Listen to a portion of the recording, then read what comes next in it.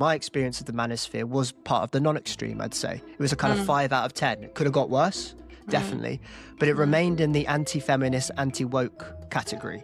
I wasn't watching people like Andrew Tate. I was watching academics with lots of letters before their names, wearing suits. Andrew Tate is a figure within the Manosphere. The Manosphere isn't even the sole problem.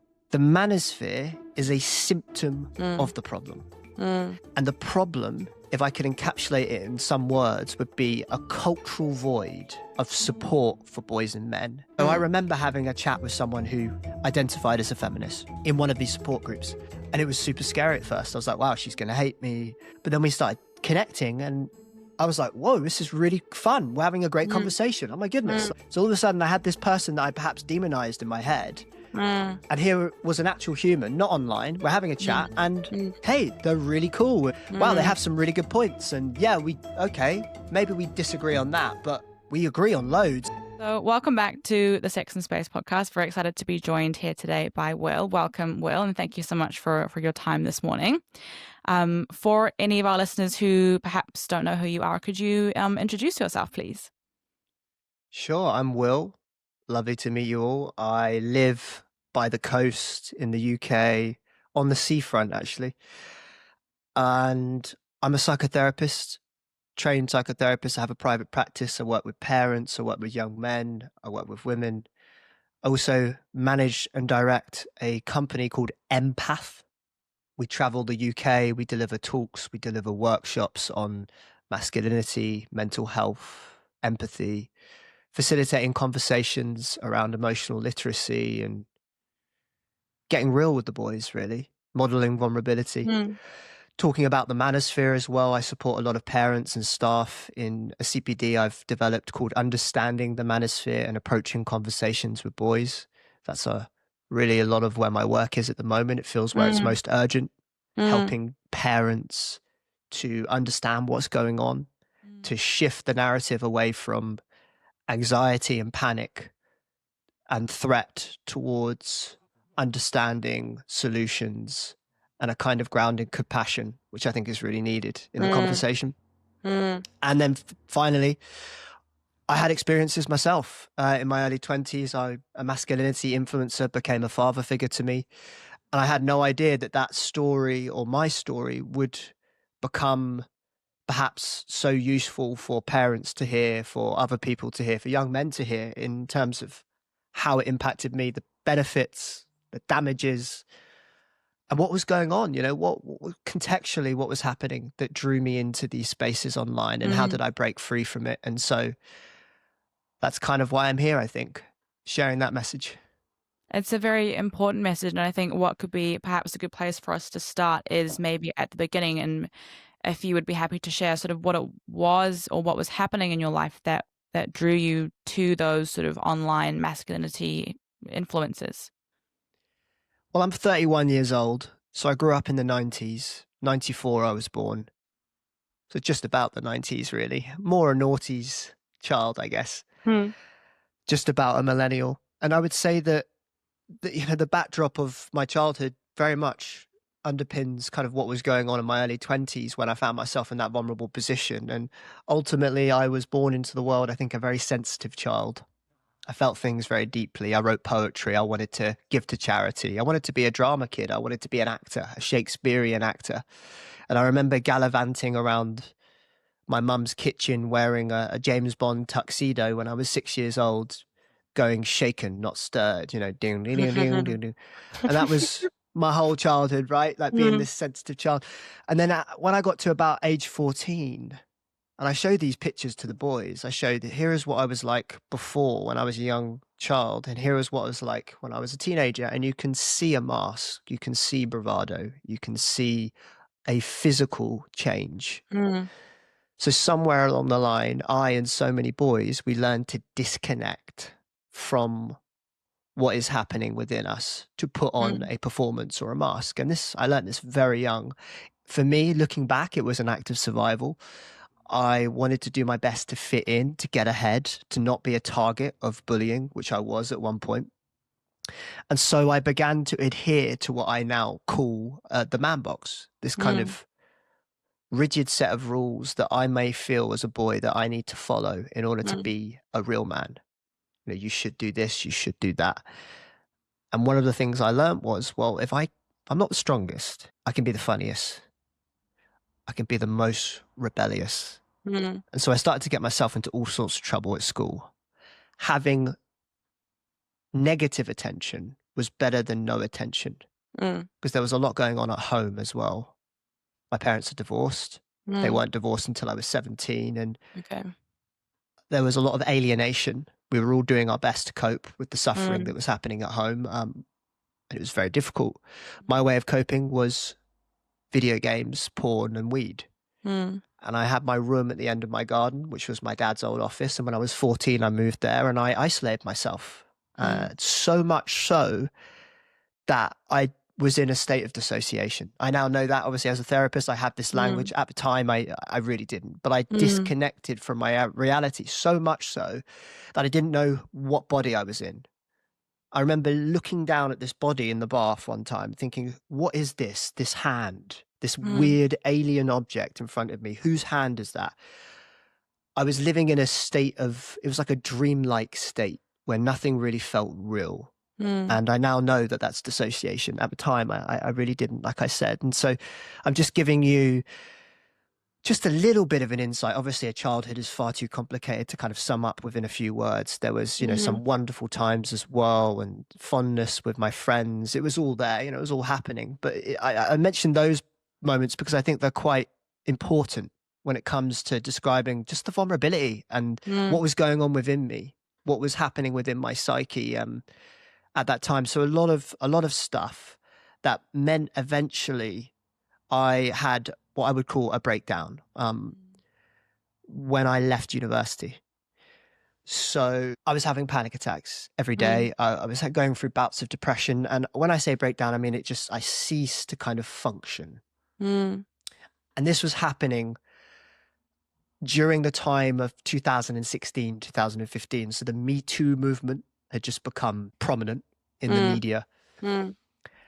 And there was a lot of rhetoric that I was coming across just from friends online that I would describe as anti-male rhetoric. Okay. So stories like, you have it so much easier than women, stuff like that. Mm. You're privileged. You've had your time. Men to the back, men to the back. And that definitely impacted me. And Mm. at first I responded with, because I have people pleasing tendency. I was just like, yeah, like, what, like, I don't want to get involved in that. Oh my God. Yeah. And it wasn't until in this state of vulnerability and what was going on, where I came across a podcast where I listened to this masculinity influencer for the first time, where his words suddenly, I felt seen, I felt validated, and it brought up this sense of resentment within me that I think was always Mm. there, but got activated when I heard someone speak with such conviction and Mm. groundedness and reason at a time where Mm. it felt like the world was very hostile towards men. Mm. And this is one thing I try and help people understand, is that right now it's very confusing to be a boy and a man. And it's confusing because boys are being policed from two different perspectives. They're still being policed by their peers to be a real man, the man box stuff that I've described. Mm. We're still socializing boys in that way. And now they're being policed by society, by women, by teachers, by their parents, possibly, to not be toxic. Mm. And so in this landscape that has shifted dramatically over the last 10, 20 years, we're still offering boys the same map, but the landscape has shifted. Mm. And so within that identity and state of confusion, you've got someone like Andrew Tate or any other of the masculinity influencers who are communicating a sense of certainty and identity, selling hyper masculinity at a time where it feels so chaotic. How do I be in this world? How do I be in this world? Mm. This is how you be. Mm. Boom. Mm. And it's communicated through TikTok or social media or any of those things like wildfire, in a way that is so digestible on a physiological, I should say, neurological level. Like Mm. the way in which we process that information, it actually seeps in. Whereas school school can be really hard to engage with. It was for me when I was at school, and that was 15 odd years ago. Mm. So it's even harder to engage with now. Mm. It's really, I mean, how, because you work with parents a lot, how do you sort of view the situation in terms of, I guess the landscape has shifted since you were at school. And so what kind of questions are you finding parents asking you in your work in terms of what they want to know and how they can support their young boys? I think parents just want to know what's going on. A Mm. lot of it is so uncertain. It's almost like within the uncertainty, it's like the monsters always seem, really scary in the dark, right? It's like, oh my God, what's in the closet? What's in the dark? And I think Mm. the manosphere and the online world has become this kind of boogeyman or boogeymans. Mm. And I know it's very real as well. I just want to point that out, that there is real stuff to be concerned about for sure. Mm. I don't want to deny that at all. That is very true. At the same time, how we approach this and what we're concerned about really matters, Mm. because at the moment there's a lot of panic around, I don't want my son to be a violent misogynist. And understandably, a lot of parents have watched the show Adolescence. They've Mm. seen the worst of the worst. They're Mm. reading all of this stories and data through media. Mm. And the media, something people need to know about the media is they are sensationalizing this. And I know that because I've been invited on breakfast TV shows, and the line of questioning is always, what's the worst thing that's happened at a school that you've been to? Right. So they want to know, where's the rape, where's the violence, where's the misogyny? And that does exist. Of course it Mm. does. It Mm. does. We know that now. And it's important that we speak about that and we really understand the extreme aspects of this. It's so important.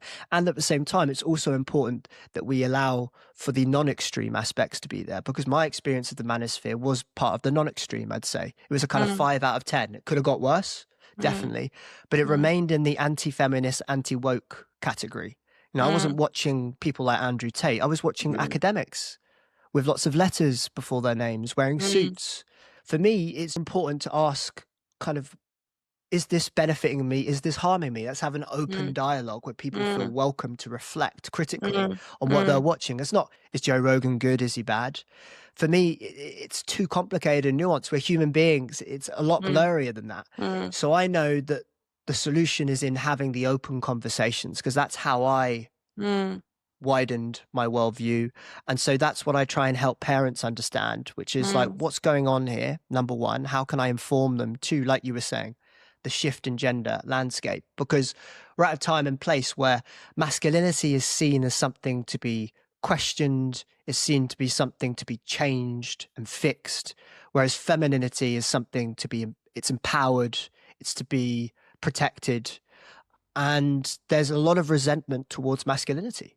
Um, Mm. and I don't think that's coming from out of nowhere. I do think that's coming from a very valid place. And I think a lot of the right wing commentators tend to hyper focus on the resentment and justify kind of that, use that to justify their own resentment towards it. And I Mm. would say that no, I think the resentment's coming from a valid place. Of course it is. It's not coming out of nowhere, because there has been a lot of harm that the man Mm. box has caused to women, to minority groups, to people that don't fit in the box, gay people, trans people, all of this. But because it's become such a politicized topic, what I've just said there right now, if someone's steeped in the kind of anti-woke ideology like I was, they're already switched off from this Mm. podcast. If they were Mm. listening in the first Mm. place, of course, which they Mm. probably weren't. But Mm. they've already switched off because I've just said trans, I've just said gay, I've just said, and I've just showed empathy. And that's how polarized this is. It's so polarized. I'll do a post on LinkedIn or I'll speak up about this. The same post can be viewed as misandry, so Mm. anti-male. People can view me as like, oh, you're challenging the status quo of what it means to be a man. Some people find that threatening to masculinity. They can view it as anti-male. And then I can Mm. also be called anti-feminist because I'm very pro boys and men. Let's support boys and men. Let's talk about this. Let's center boys and men in this issue so we can actually Mm. understand what's going on. So I think, yeah, we're operating in a very polarized dynamic. I don't know if you've sensed that at all, that Mm. kind of polarity. I think what's something really interesting that you sort of raised there is this fact of, so many people are going to be switched off, even to this podcast. And so I think the people that we're sort of trying to reach with this conversation is sort of people who haven't been switched off yet. And I think a question I'm interested to ask is, how can we reach people who might not necessarily listen to this podcast, but we want to invite them into a conversation and chat with them about this kind of stuff? How can we connect with them when they might not be feeling particularly open or willing to engage in that kind of conversation? Fantastic question. Always asking myself that. A few things off the bat I know is empathy before reason. If someone doesn't want to connect or get involved in the conversation, that's their choice. But if I provide a space for them to step into, at least I'm doing everything I can to be met in the middle. But it's up to them whether they want to meet me in the middle. But no one's going to step into a space where they feel like they're going to be judged. And this is why the left, people on the left, progressive folks, have to understand how to engage boys and men. We just started to see Barack Obama do this in a podcast, talking with a rhetoric that felt far more inviting and more compassionate and addressing and taking seriously the issues facing boys and men, which was a fantastic step, seeing someone like Barack Obama do that. But this is part of why the right is so alluring to boys right now, because it's the only side of the political kind of spectrum that is actually validating boys and men's experiences. And so for me, that's the first part, is how do we create spaces where boys feel like, yeah, okay, I'm going to engage here. And I've seen the effect of this when I go into a school. I'm there as a man, so it's a lot easier for me to start conversations, I believe, because I'm speaking from and I'm going, hey, I'm not here to tell you how to live. That's another thing. I'm not here to pressurize you to think the way I think. I'm here to start a conversation, and I'm open to being challenged, but I will challenge you as well. But I'll challenge you if I feel like I need to, from a place of understanding and respect. Because that's what empathy does. Empathy says, I understand you, I see you, I get that, and I don't fully agree with you. And this is my point. And in a conversation like that, and it's a real skill, but in a conversation like that, I've seen the impact of it. It's incredible. It's incredible. Boys want to be challenged. They really do. They love a challenge. And so they also need a space to express how they're feeling and how they're thinking. And with how judgmental and charged the conversation has gone. For example, Andrew Tate. I hesitate to talk about Andrew Tate just because I believe that his whole kind of, as I talk about him, I'm aware of the irony of that. His whole brand is built on people hating him and people talking about him, and he loves it. And so I feel like I'm falling into the trap of just basically giving him what he wants with all of that. And I don't think it's about Andrew Tate. Andrew Tate is a figure within the manosphere. The manosphere isn't even the sole problem. The manosphere is a symptom of the problem. And the problem, if I could encapsulate it in some words, would be a cultural void of support for boys and men. Support that creates spaces where boys feel validated, where they can receive guidance, where they feel like their experiences matter, and that they have permission to think, feel, and express, even if it risks being offensive or quote unquote toxic to others.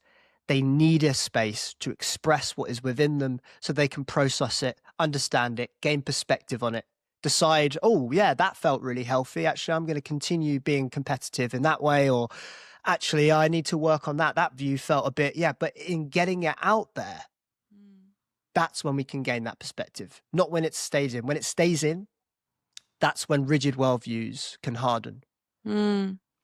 And how are you finding when you go into schools and you're talking to boys? How do you find, like, do any of them sort of reach out to you after you've been there and have conversations with you, or try to?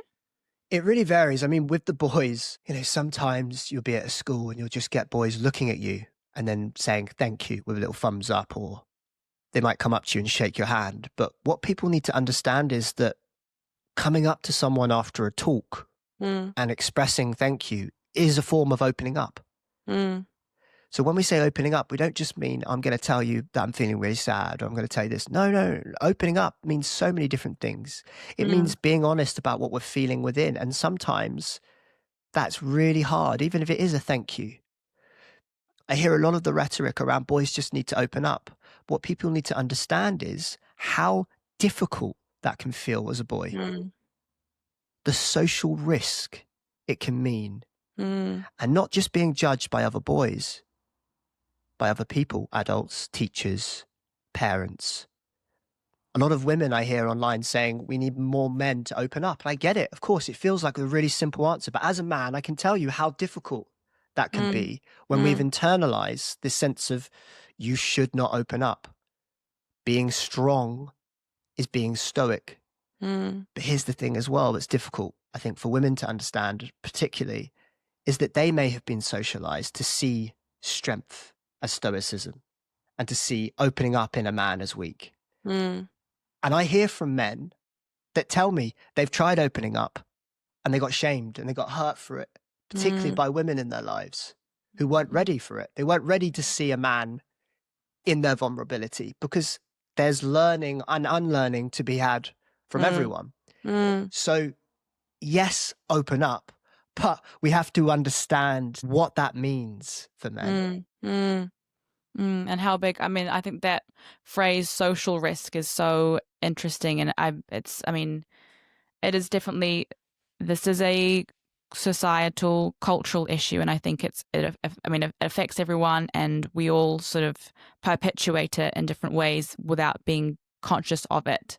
And Mm. I'm interested to come back to your story. So when you were starting to consume this content, how did it sort of change the way that you saw the world around you and maybe yourself and the relationships that you had? Yeah. So I think at first I got a real sense of belonging, guidance, Mm, motivation. I was intellectually stimulated and I was entertained. You know, I could listen to a podcast while cleaning my bedroom or being in the mm, garden. So I was digesting information and that felt incredible. And it really did get me out of the ditch that I was in. And this is what I try and help people understand is that a lot of the masculinity influencers, particularly the one I was engaged with, they had queues and queues of men queuing up with tears in their eyes, telling this person that they saved their life. mm, And so within this current world, and obviously you've got lots of factors there. We've got the COVID-19 pandemic and what that did to young people's brains and minds and their development. We've got the economy, the housing crisis, the state of the world economically, and how that contributes to a disillusionment of school, of motivation to engage in that route. You know, we've got mm, the rise of social media and the way in which algorithms are being hijacked by people wanting to make money. mm, This sense of outrage, like someone like Andrew Tate, even Bonnie Blue recently, mm, possibly, this is my take on it, just doing whatever it takes to get people outraged and talking about them. And that will earn them money, that will earn them hits. And that's kind of the way the algorithm works, right? And I'm a part of this as well. I see something online, boom, I'm hooked. I'm watching it. This is where we are right now. So you throw all of that into the mix. And yeah, it really does feel like a lifeline when mm, you're going online and you're getting real answers to these big questions of mm, how to get a job, how to be in the face of the economy, you know, how to get a girlfriend and date, mm, how to build my muscles, how to build my business. These are real valid questions that are in response to real dilemmas that young people are mm, facing right now. And so if the answers aren't coming offline, mm, then people like myself, we're going to search for them online. And that's what I did. I got hooked on this kind of content, just lots of content, like intellectuals owning kind of woke people and feminism. And the darkest it got was kind of like feminazis, you know, which was quite a very extreme kind of way of viewing feminism. And it really did get to that point where I hated feminism. Anything that I mm, thought was feminist or anything that I thought was woke, they're slightly two different things I've come to realize, because woke is like anything progressive. And I was labeling literally anything progressive. It didn't take much, just like mm, people label when, like a lot of people, they label anything toxic masculinity, right? So, oh, that's toxic masculinity. I was doing the same with woke. mm. So the opposite side of that is just like, oh, that's woke. This is woke. You know, it's a label I was just putting on everything. And Mm. it meant that I didn't need to engage with any other idea that was different from mine, because Okay. it's really uncomfortable Mm. it's a skill to sit in a space or read a book or listen to a podcast of someone that I fundamentally feel like I disagree with. It's really Mm. hard. How many Mm. people do that? Mm. How many people do that? And I've learned that I need to do that. And so I've started to do that more and more. And it's really uncomfortable. Interestingly enough, in full transparency, I find it uncomfortable to listen to other people who speak about the manosphere. How interesting is Okay. that? Yeah. I have to work through some resistance initially. It goes after I'm engaged in the podcast or reading the book. Mm. Mm. But because I have a part of me that's like, feels a bit of shame. It's like, oh, this person's better than me. They're talking about it better than me. Mm. And yeah, just being really honest about that, because Yeah.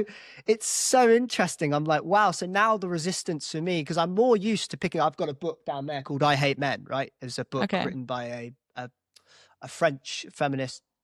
And I read that and I was like, okay, go on, let's really try and understand this. Because that was really out there, right? I was like, this Mm. is in a bookshop. It was in a bookshop. It's in Waterstones in London. Mm. Couldn't Mm. believe it. I was like, wow, okay.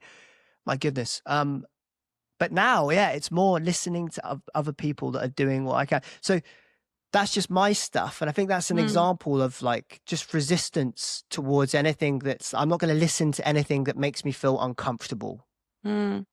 And I think a lot of people have that. I think it's definitely such a skill to be able to, yeah, to sit with that discomfort and to open yourself up to, like you say, you know, like opinions or perspectives that you fundamentally don't agree with. And I wonder, for anyone listening, would you have any, as like a piece of advice on how to get started with kind Hmm. of opening yourself up to different perspectives? Great question. My story was, firstly, I had to empathize with myself before I could start empathizing with other people. Mm. So I think just if you're someone that feels like you could do with some empathy yourself, you know, if you feel like you're running out of energy and you don't really have the capacity to pick up a book, let alone a Mm. book on something that you might disagree with, I totally get that. The world is filled with stress. It really Mm. is. And so for me, I would start with there, just giving yourself some empathy. And sometimes giving myself empathy means doing nothing. Mm. I can't tell you how many times as a psychotherapist I've seen relief in people's eyes when they come to me and they say, I'm really unhappy right now in some way. I really want to change. But I can just feel the weight of that and how they just don't really have the energy to put into action. So they're Mm. stuck in this kind of limbo of, I'm not where I want to be and I'm not going where I want to go. And then I might say something like, okay, well, what if you did nothing? And then they'll look at me and just be like, oh, yeah. You know, and I'm like, what if Mm. we just did nothing? What if we just Mm. let yourself be where you are right now and just let that pressure go of doing anything? And you just let where you are stir something within you and just trust that gradually, at some point, the energy that you need to mobilize and move forward will be there. Mm. Hi, we wanted to ask you if you could please subscribe to Sex and Space. Every click of that button helps us to keep doing the work that we're doing and bring you more great podcast episodes like this one. So don't ghost us. Subscribe and make this relationship official. We want to see you again. How, when you were consuming this content, how did you come to where you are now? Because obviously, you know, it is a shift to go from consuming this content to where you are now, Yeah. talking about it on podcast and doing the work that you're doing. How did you make that change, and how did that come about for you? My suffering overwhelmed my fear of change. So I got to a point where I broke up with my first girlfriend. My business crumbled to the ground. It was during lockdown. Mm. I was submerged in abandonment trauma, I want to say, just a level of sadness that was so Mm. paralyzing. Um, I just did a documentary recently. It's a 15-minute documentary with Movember. You can watch it for free if you go on my Instagram. And I watched that and it just brought it all back, like that Mm. time and that place. Mm. And when people go through breakups, it really does feel like the world has ended. It can do, right? Mm. And it did for me because I had lost a person that I was attached to. Mm. And so my wounded child, this part of me that I had no idea just how wounded he was, but became so activated that I was bedbound. I was in my bed and just struggling to survive, really. Every day felt like a marathon with no end in sight. Like I really was questioning of whether I was going to get through this. You know, I was crying so much. My brain was chewing me alive with negativity, thinking of this person with someone else. And I would just say to anyone out there who might be in that position, oh, I'm with you. I'm with you, man. I really am, because I know that nothing I can say will bring you out of that. All I can say is that it's an opportunity. And often we're not taught that it's an opportunity. But a crisis is an opportunity for a transition. Mm. And it really was for me. From this state of desperation, my heart broke, but it broke open.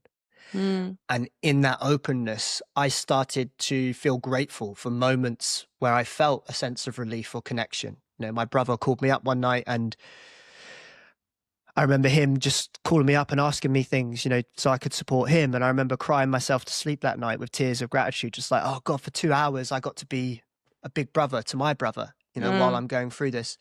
I remember feeling so desperate that someone said to me, well, it sounds like you need to get support. Have you thought about this support group? And I just thought, yeah, okay, cool, I'll do that.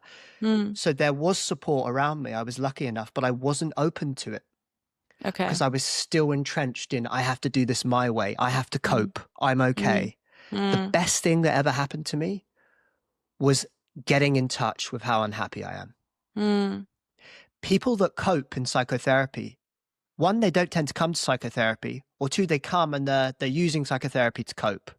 And so they just want to keep their head above water. And that's really valid. I'm not judging that at all. Like, that is really valid, because some people go from living such hopeless lives to wanting to just keep their head above water. And that's okay. I get it. The thing is, I was so tired of just keeping my head above water that for the first time ever, I was like, right, I'm just going to let go and see where the tide takes me. And yeah, sure, I'll do that support group. Yeah, sure, I'll get a therapist. My way doesn't work. So I accept that now. I'm deeply unhappy. My way doesn't work. And I need something to help me out of this, because this brain that I'm trying to use to fix my own brain, it wasn't working. So that was the first step for me, which was opening up.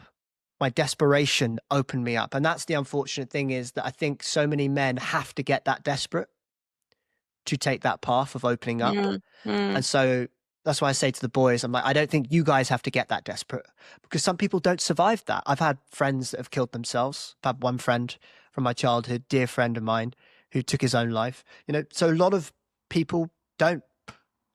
I would say that was a big step for me, essentially prioritizing my own well-being. And instead of searching for something outside of me, like my girlfriend, the gaming, porn, to kind of fix me in that moment, in that short moment, I suddenly went, okay, I'm going to have to do things the hard way here.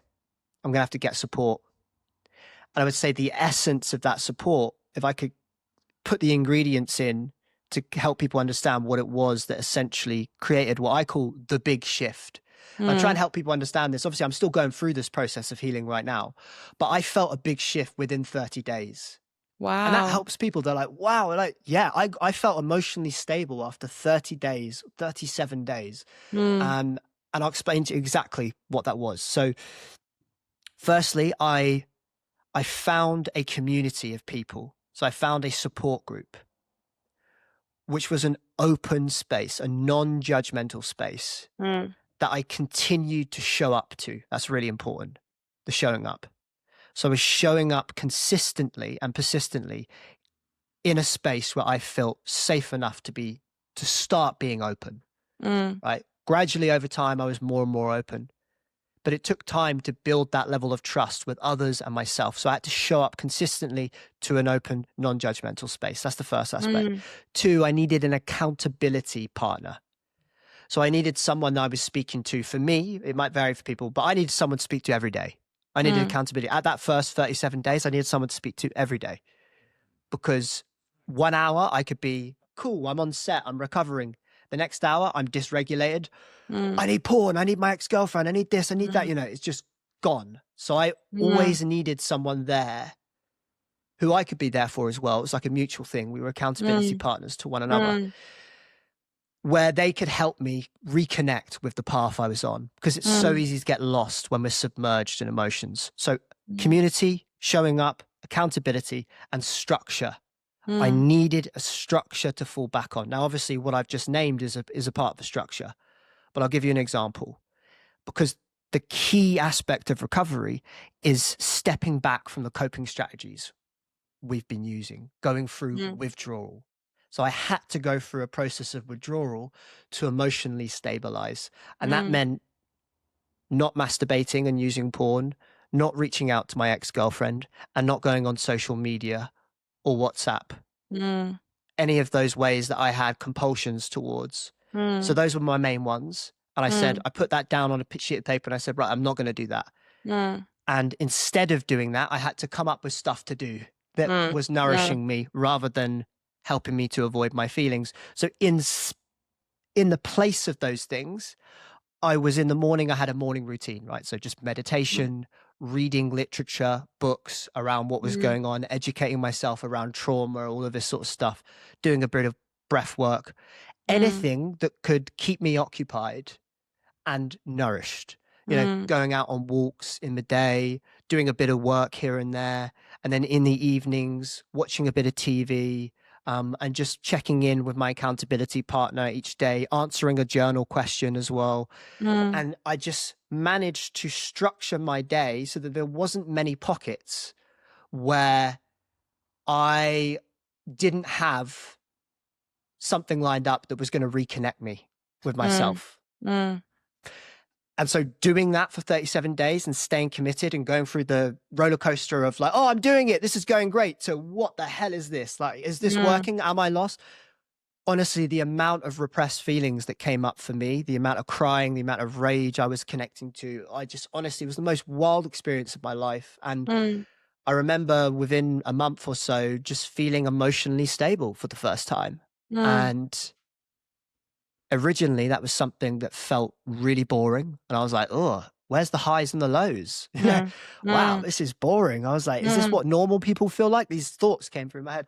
And now it's something that I would not sell or trade for the world, because all I have to do is think back to just how difficult it can be for someone. And it was for me when we're in survival mode, when each day is a day that we're just trying to get through, where each moment is a moment that we're looking forward to the next moment, where life is about how can I avoid and stay comfortable. And my bandwidth gets absorbed by that. That's where all my energy goes. So I didn't have much capacity for, other people, really. It was just, how can I get through this day? Because I was so absorbed by the pain I was in. I want to come, but there's so many questions this is so many questions I could sort of take us down. One of my things that's come to my head is, how did you approach someone and ask them to be that accountability partner for you? So I joined a 12-step program, and 12-step programs have sponsors built into the culture. Okay. So that's one way of doing it, is a 12-step program. You go there and you ask for a sponsor, and that becomes accountability. But it doesn't have to be a sponsor. It can be anything. So I've started something called the men's program for people that don't want to go down the 12-step route. They can do this program online. Well, it's on my website, and I can send you the program. It's basically just, you need to just do exactly what I just said. Have a structure, have a journal question to ask yourself every day, and just find someone else. Someone else. I've done this with people that aren't in programs, just an accountability partner, someone that's also wanting to do what you want to do, or has some experience of doing what you want to do, and just ask them, can you be my accountability partner? And come up with a structure of, we're going to call on this day, we're going to do this, we're going to share like this. And accountability partner doesn't need to come up with solutions. They don't need to therapize you, give you advice. Honestly, they just need to be there as someone that you can call and share your answers with, share how it's going. They can ask you questions, they can reflect back what they're hearing, or you don't have to say anything, just be an open space. But knowing you have someone there that you can call and connect with is essential to going through a withdrawal process. And I think going through withdrawal is at the heart of emotional maturity. Like, we have to go through a withdrawal process if we're going to emotionally mature, because we all have coping strategies. We all have compulsive coping strategies, right? We've all got phones, for one. I mean, phones are really hard not to be compulsive with, and that's okay. It's just part of life. But to go through a process of connecting with ourselves in a deeper way, it just means we have to spend a bit of time away from those strategies before returning to them. So there's nothing wrong with them. It's just having an awareness of how we're using them. Are we numbing or are we engaged? Because, hey, watching an Instagram video can be hilarious. I've watched some videos where I love it. I'm like, oh my God, this is amazing. I'm having a laugh. I'm watching it. It's so good. I put it down. Fantastic. So no, this isn't about getting rid of things, but it's about rebuilding our relationship to them so that we can actually go through a process of connecting with ourselves if we want to, if we want to heal. And that was at the heart of what helped me to gain perspective on what I was caught up in. Because it was so normal to me. I was so entrenched in the content, in the worldview, that I didn't have perspective on it. And this is what I try and help people understand, that this is about helping boys to become aware of what they might be caught up in. And we can't do that unless they're in the conversation. So I remember having a chat with someone who identified as a feminist in one of these support groups. And it was super scary at first. I was like, wow, she's going to hate me. But then we started connecting, and I was like, whoa, this is really fun. We're having a great conversation. Oh my goodness. Like, so all of a sudden I had this person that I perhaps demonized in my head. And here was an actual human, not online. We're having a chat and hey, they're really cool. And wow, they have some really good points. And yeah, okay, maybe we disagree on that, but we agree on loads. And so it started to make me realize that because I was in a conversation now and I was listening and being heard, that the real world is very different to the online world. But it's very difficult to get there because we're not having conversations. So a lot of boys aren't having conversations. And this is what I try and help people understand. I was never talking about the masculinity influencer I was in, because I knew it was triggering for people. If I said his name, people would get very triggered by it. And so I didn't want to be judged. No one wants to be judged. And as boys, let me just tell you something. We're very sensitive. The bravado, it's a part of kind of that performance. It comes from that fear, trying to fit in. Beneath that bravado, it's designed to push people away. It really is. I was pushing people away unconsciously, but it's designed, that bravado. I'm going to push you away. And underneath that is fear. It's just fear and hurt and vulnerability. And a lot of people don't see that. They only see the harm. And I get it. I totally get it, because the harm is there. And maybe it's not their job to see. If they're being actively harmed by it, then maybe it's not their job to see that. But maybe it's my job. I'm going to take that on because I know what it's like to be a boy. And I know the harm, the hurt, and the fear and the sensitivity. And so I'm not going to open up to you about who I'm watching online if you're going to give me any inkling that you're going to label that person as a misogynist or that it's wrong and that it's bad. And so how do we create spaces where boys feel like they have permission to go, hey, Top G said this the other day. What do you think? If your son's saying that to you, fantastic. Because it's not about persuading him to think your way.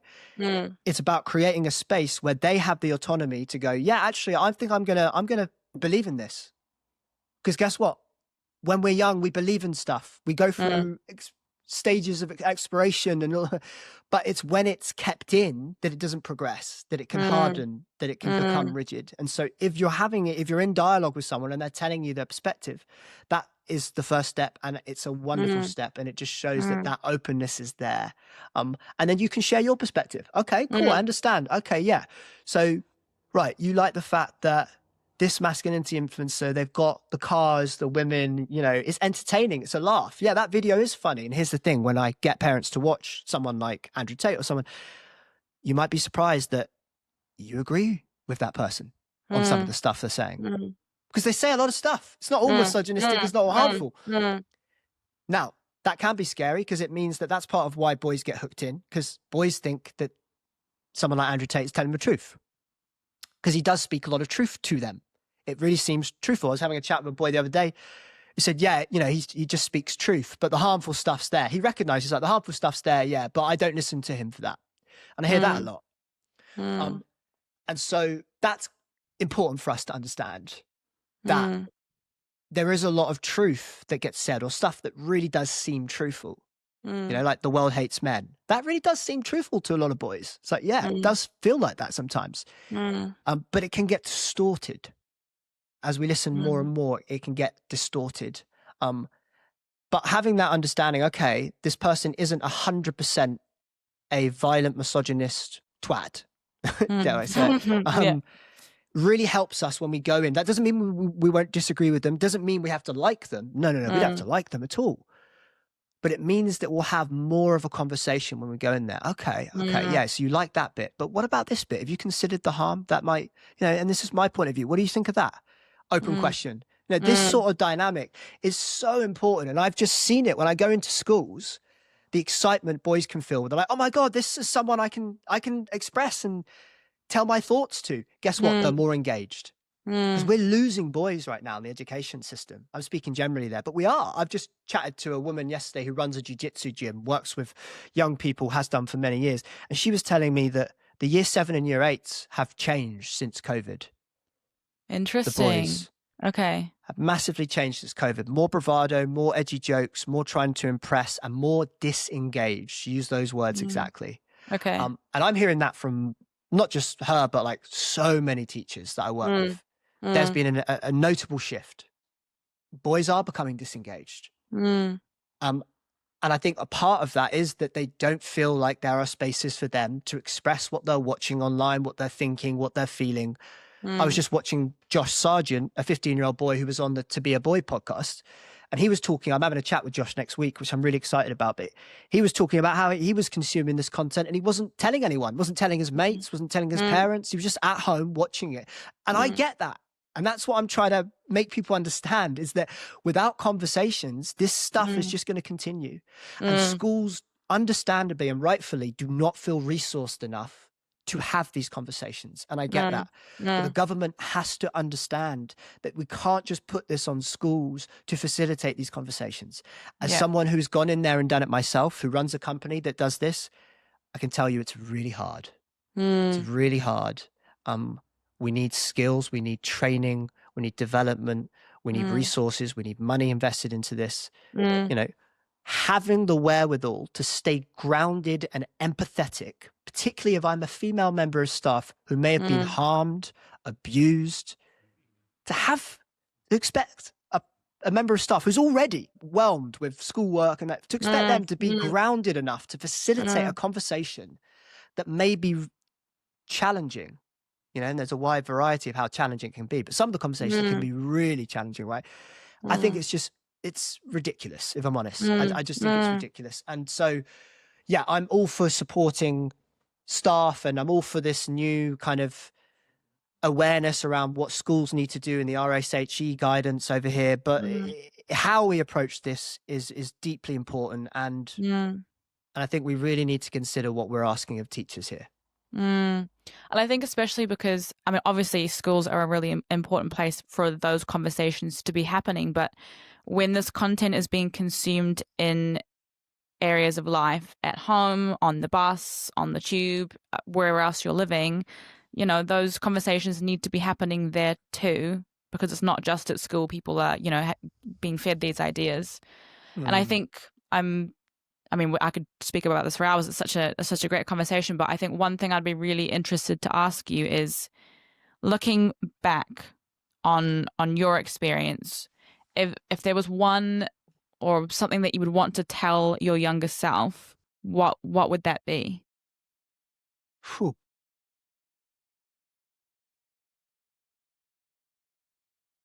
Wow. Don't know why that just really kind of like hit me. Yeah. Well, I'm thinking of myself when I'm at school, 14, 15.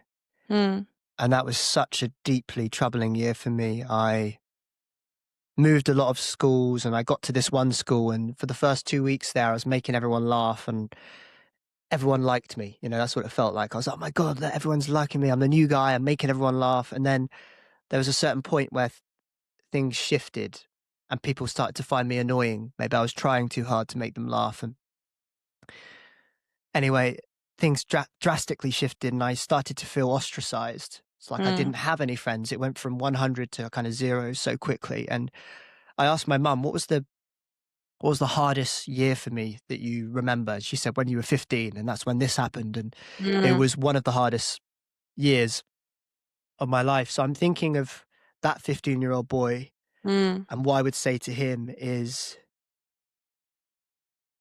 I get it. I really do get it. And I see you, the pain that you're in, and how that you feel like there's no one there to speak to at home, no one there to speak to at school, no one that gets it, no one that gets the pain that you're in, how difficult it is to be you right now. And yeah, I really do get that. And I think that's all I would say, really, because outside of that, I'm not sure there's much else that could have been done back then, to be honest, other than provide me, with that support and ask me those questions and help me to feel seen about what I'm going through, because this is a cultural shift here that we're talking about. And so it's bigger than the individual. And I really hope that, and I know that schools are changing, because I went back to that school to do a talk, funnily enough, which was a real moment.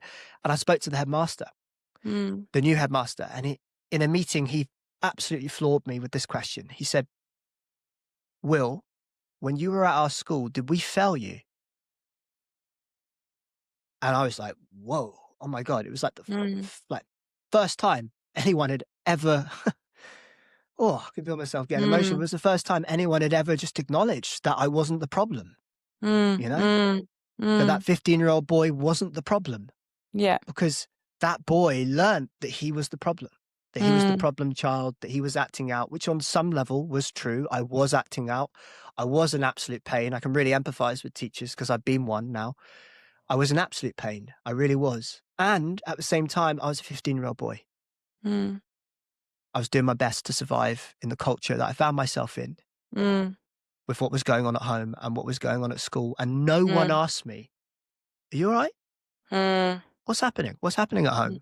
What's happening at school? Now, would I have opened up? Maybe not. And that's why I say maybe I wouldn't have opened up. Maybe there's nothing that people could have done. But no one asked me. And so this is 15, 16 years later. I'm sat in that office with that headmaster and he asked me that question, did we fail you? And I thought, well, you know what? No one asked me that question until now. And I've never even thought, it never even occurred to me that the school may have failed me in some way in understanding that, there's a difference between the behavior and the person. And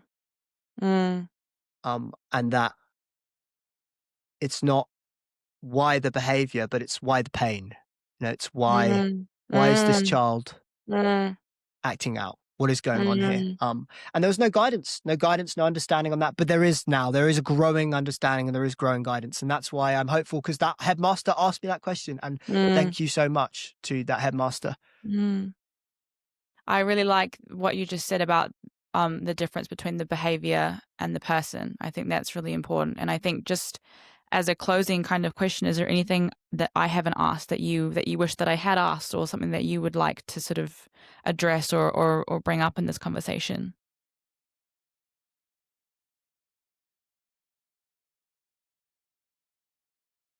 I think boys are searching for ways to become men. And the cultural scripts that we currently have bolsters self-esteem, but neglects self-worth. And so the way I describe it is, I was building the house without any foundations. So we're taught how to perform what it means to be a man, to make money, to go to a gym, to get big and ripped, to find a girlfriend that we can get in a relationship with. And then eventually when we grow up, we get married, we get the house, we get the car. Exactly what my dad did. But then a crisis happens. Someone dies. We get divorced. And it's in those moments where we as men have to contend with all that is unresolved within us. Mm. The fear, the loneliness, the sadness, the pain of being disconnected from our dads, whatever it is. It can come up and submerge us in those moments. And some men don't make it. They drown. Others, they cope. They get into another relationship. They continue drinking, whatever it might be. I mean, I'm just painting a picture of the men that I work with and the men that where I was. So I'm not saying this is all men, but that is the reality. That is how we're taught as men to cope. And now there's this other narrative around, or do a half marathon, do some cold plunging. So there's more a narrative coming in around terms of self-regulation. However, the work that has helped me to go from panic attacks to emotional stability, to start building intimacy with my own dad when there was such violence between me and him, verbally, physically, in our childhood, to get to this point, which I feel so fortunate. And it's not just on me. I don't want to say that. But I have learned that there is a difference between bolstering self-esteem and building self-worth. To go from performing something to embodying something. And that pathway includes going from externalizing my attention, i.e. relying on someone else to tell me how to be, what being a man is, to actually going, okay, I'm going to internalize my attention. I'm going to put my phone down and I'm going to take this courage and this warrior spirit within me that I feel when I get on the rugby pitch, when I go to the gym, when I go on a run, when I get in a cold plunge. And I'm going to put that towards facing myself and feeling what is within me and connecting with this boy inside that just needs some love, needs some attention, who has been scared, who has been angry. And I'm going to own that. I'm going to say, fuck yeah. Yeah, I'm feeling this. And I'm going to express it in some way. And maybe I don't feel safe enough to do that with anyone else yet. Maybe it's just me and a pad of paper with my journal somewhere, or just going on a walk. But slowly but surely, I'm going to start reconnecting with the truth of what is beneath the bravado. And that is how we become men, I believe. That is how we become men. And that is how we learn how to express who we are, explore who we are. And yeah. And that to me, a man stepping into, and I use this word consciously, knowing that it carries a lot of weight with it, but a man stepping into that kind of power is safe. And I know that sounds weird to say that, but it's true. A man that can step into that and embody that is safe, because they are meeting the parts of themselves that they may have repressed or denied or hidden due to the cultural script that has told them what they need to do. And so a man who gets in touch with his shadow, per se, is a man that people will feel safer around. I think that is a really lovely and really important way for us to finish the podcast. And I just want to say, Will, thank you so much for taking the time to chat with me today. I mean, this is a conversation I'm sure we could have done a 3-hour podcast if we'd wanted. I did, I'm conscious I don't want to keep you here all morning, but it was a really important conversation. And I think it's really valuable. And also, very special, I think, that people like yourself are sharing your experiences when, you're talking about really challenging experiences that you've gone through and tough moments and tough situations and things that have happened. So I really appreciate you being vulnerable and sharing with us. And I'm sure that our listeners will as well. So thank you. Well, thank you so much for having me. And yeah, you were right. Your curiosity was there throughout. And we went to some places I wasn't expecting to go. So I really appreciate that. Thank you so much.